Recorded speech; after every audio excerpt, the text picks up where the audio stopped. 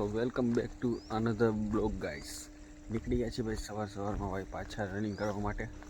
And steel ભાઈ આપણે જ્યાં પહોંચતા હોય અહીંયા જ પહોંચ્યા છીએ, જિંદગી બાપાના આશ્રમે. એન્ડ ભાઈ રિસેન્ટલી ભાઈ મેં જોયું કે ભાઈ કન્સિસ્ટન્સી ફોલો કર્યા પછી શું મળે. તો ભાઈ મને જોવા મળ્યું ભાઈ કે ભાઈ આપણે ગમે એટલી મહેનત કરી એનું રિઝલ્ટ એક વખત મળે ને મળે.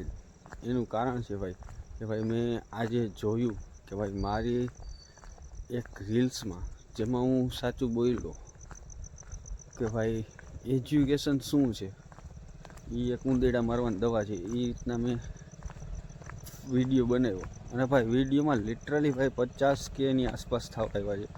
મને તો આમ કહેવાય ને કે વિડીયો અપલોડ કર્યા પહેલાં ખબર નથી કે ભાઈ આટલા વ્યૂઝ જશે એમ.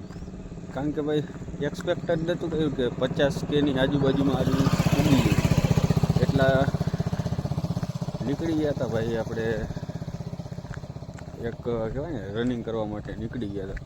બટ સ્ટીલ ભાઈ ફીલ થયું કે ભાઈ નહીં, હું જે કરું છું સાચું જ કરું છું. કારણ કે જો આટલું બધું માણસોને બધાને મોટિવેટ હું કરતો હોય, હું ખુદ તો એટલો મોટિવેટ થઈ જ શકું. બટ ભાઈ સ્ટીલ બહુ ખુશી થઈ કે ભાઈ હાલો જે કરી છે એમાં મેં જે વિચાર્યું હતું, જેટલો મારો કોન્ફિડન્સ લેવલ હતો એટલું તો મેં કરીને બતાવ્યું ભાઈ.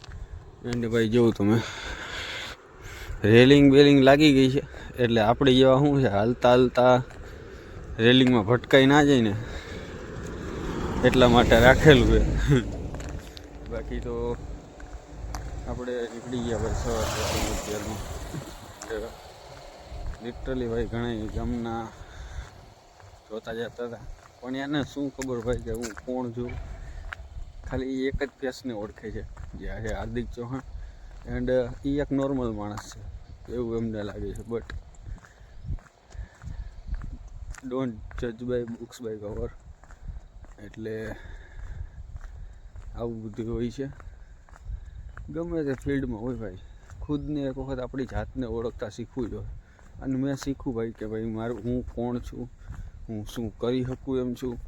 એન્ડ ભાઈ જેટલું મારા ફાધરે, મારા ફેમિલીએ મારા ઉપર ટ્રસ્ટ કર્યો છે અને એને એવું લાગે છે કે ભાઈ આ કરી લેશે, તો ભાઈ હા હું કરી લઈશ. અને એ વિશ્વાસ ઉપર હું ખરો ઉતરીશ 100%. અને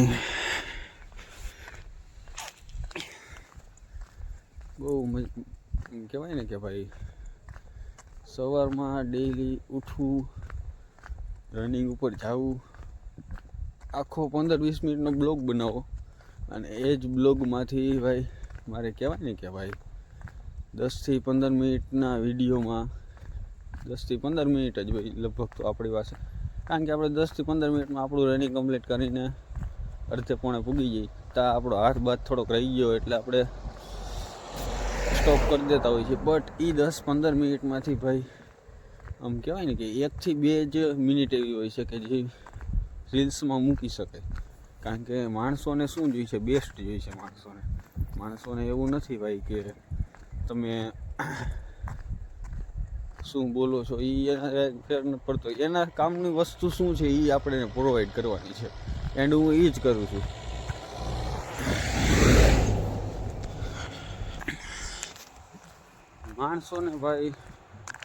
માણસોને કહેવાય ને કે ભાઈ એમને જોઈ છે સક્સેસ, પણ કેમ રાતોરાત જોઈએ. રાતોરાત કરોડપતિ થવું છે, રાતોરાત ટીમ બનાવીને ફેમસ થવું છે, ટીમ બનાવીને કહેવાય ને કે પૈસાવાળું બની જવું. તો એમ તો ભાઈ નથી જ થવાના. કારણ કે આ જેટલી બી વસ્તુ છે ને ભાઈ, જે પ્રમોશન્સ આવતા હોય ગેમિંગના કે ભાઈ આમાં ગેમિંગમાં એટલા પૈસા નાખો એટલે પૈસાવાળા થઈ જાવ. તો ભાઈ જો ગેમિંગવાળા પૈસાવાળા ન થઈ જાય તમને બનાવીને સીધે, તો ગેમ શું કામ બનાવે? જો એ આઈથે નહીં તો એ તમને કોઈ અમીર થવા જ ન દે ને ભાઈ. જો એનીમાં એટલા જ પૈસા વધતા હોય તો એ કોઈ દી તમને હોય ને કે એ વસ્તુ પ્રોવાઈડ જ ના કરે. એન્ડ એ ટીમો બનાવવામાં ઘર વયા જાય ભાઈ ખોટા. એટલે ટીમો ના બનાવો, સક્સેસની પાછળ ભાગો એન્ડ રિઝલ્ટ્સ તો મળશે જ. એનું કારણ છે ભાઈ કે કોઈ દુનિયામાં એવી એક વસ્તુ જ નથી બની કે જે ન થાય. આપણે એવું ગમે કામ કર્યા પહેલાં વિચારતા હોય કે ભાઈ આ નહીં થાય, કે માણસો મારા દાંત કાઢશે. તો ભાઈ તમે કોઈ દી વિચાર્યું કે ભાઈ જે ફોન બનાવ્યો એને કોઈ દી એવું વિચાર્યું હશે?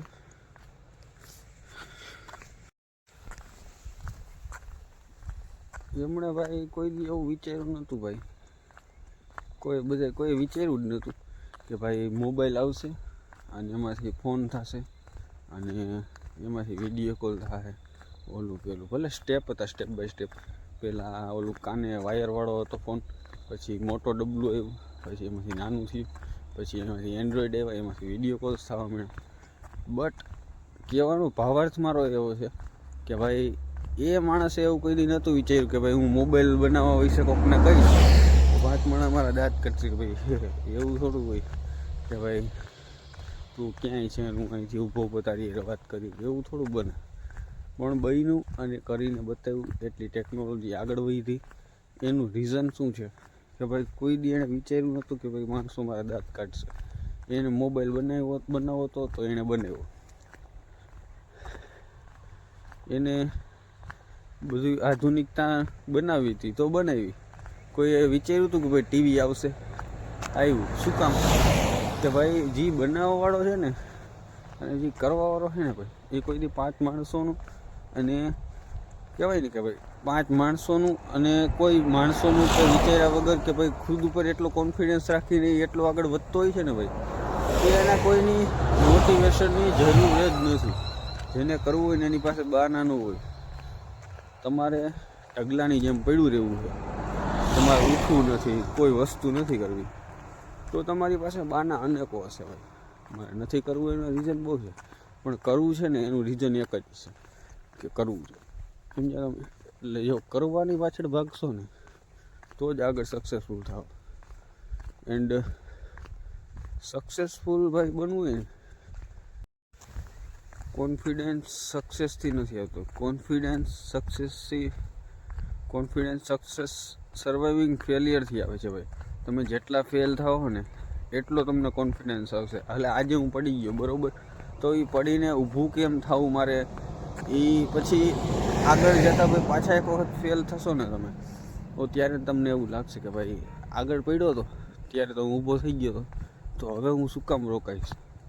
અંદરથી એવો ફીલ આવશે તમને કે ભાઈ એમ થાય કે ભાઈ કદાચ ગમે એ થઈ જાય.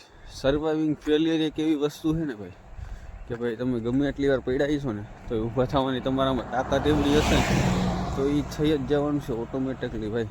બાકી સક્સેસથી તમને કોઈ દી કોન્ફિડન્સ નથી આવવાનો. સમજો તમે? એટલે એટલું બધું હોતું હોય છે ભાઈ. એ સ્ટીલ જેવું તમે આપણા ટર્નિંગ પોઈન્ટે પૂગી ગયા. એટલે હિલા જાય છે ભાઈ. હવે કોટ કાઢી નાખાય, એટલે કાઢી તો ન નાખાય, બટ ચેન ખોલી નાખીએ આપણે, કારણ કે ભાઈ હાથે બહુ જાજો રહી ગયો. એક વખત મગજમાં એવું સ્વીટ કરી દો કે ભાઈ તમે હો ને તમારી જેવું કોઈ નથી. સમજો તમે? તમારી જેવું કોઈ નથી એવું મગજમાં બેસાડશો ને ભાઈ, એટલે તમે કોઈ દી હારવાના જ નથી. ગમે એમ હોય ને, માણસો ગમે તે કહેતા હોય, તમને તમારી ઉપર વિશ્વાસ હોવો જોઈએ. કોન્ફિડન્સ એટલી વસ્તુ છે ને ભાઈ કે ગમે તે થઈ જાય. કોન્ફિડન્સ આપણામાં એટલો રહેવો જોઈએ ને ભાઈ કે માણસો વિચારમાં પડવા જોઈએ કે ભાઈ આટલું બધું કોન્ફિડન્સ આવે છે ક્યાંથી આ માણસ પાસે. તો ભાઈ હું મારી જાતને ઓળખતા શીખું છું. અને હું આવનારા ટાઈમમાં ભાઈ એવા વિડીયોઝ તમને પોસ્ટ કરીને બતાવીશ, એવું શીખવાડીશ ને ભાઈ કે એની કોઈ લિમિટ નહીં હોય. કારણ કે હું હજી મારા ઝોનમાં જ નથી આવ્યો ભાઈ. હજી જેટલી મારી સ્પીચ ક્લિયર હોવી જોઈએ એટલી નથી. સક્સેસની પાછળ ભાગવાનું છે, ના કે વ્યૂઝની પાછળ. એટલે એટલા સારા એવા વ્યૂ આવ્યા પછી ભાઈ મને ખુશી નથી થઈ, કારણ કે ભાઈ જેટલું હું વ્યૂ ડિઝર્વ કરું છું એટલા આવ્યા નથી. બટ આપણે કહેવાય ને કે ભાઈ હરેક મોમેન્ટને કેપ્ચર કરવાની છે. આ તો એક કહેવાય ને કે ભાઈ આપણી અંદરની જેટલી ઓલી મોટિવેટની વાતો જે આપણે કરી છે બરાબર, બટ આપણે જ્યાર સુધી આપણે એક રિઝલ્ટ નહીં મળે ને ભાઈ, માની લો કે અત્યારે મારી વિડીયો સારા હાલવા માંડ્યા બરાબર, બટ જ્યાં સુધી ભાઈ મને મારું રિઝલ્ટ નહીં મળે, મારા જેટલા મારા ફોલોઅર્સ જોતા હોય એટલા નહીં મળે, ત્યાં વગર હું નહીં કામ કરવાનો જ છું. અને ફોલોવર એટલા થઈ ગયા ધાર્યા હોય, મેં તો ફોલોવર હકીકતમાં ભાઈ મેં ધાર્યા જ નથી કે મારા એટલા ફોલોવર જોઈએ છે, મારે એટલા વ્યૂઝ જોઈએ છે ડેઈલીના. કોઈ વસ્તુ જ નથી જોતી ભાઈ. હું માણસોને ખાલી મોટિવેટ કરવા માગું છું, બીજું કાંઈ નથી કરવા માગતો. કારણ કે ભાઈ મારો મોટિવ માણસોને મોટિવેટ કરવાનો છે.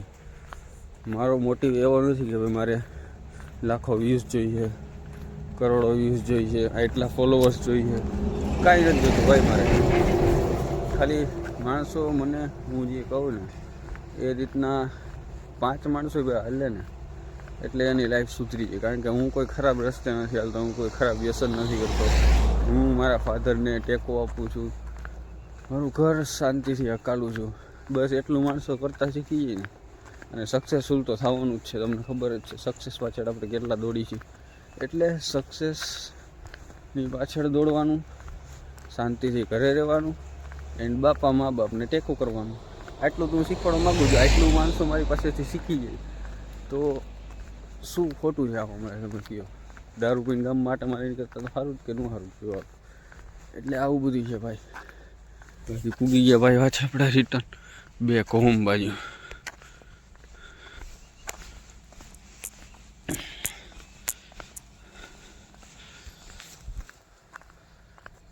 એટલે લાઈક ધીસ બધી વાર્તાલાપ આપણી હતી. એન્ડ આવા નવા વિડીયોઝ જોવા માટે ભાઈ સબસ્ક્રાઈબ જરૂરથી કરી નાખજો. એન્ડ મળીશું નેક્સ્ટ બ્લોગમાં નેક્સ્ટ એનર્જી સાથે. જય દ્વારકાધીશ, જય માતાજી.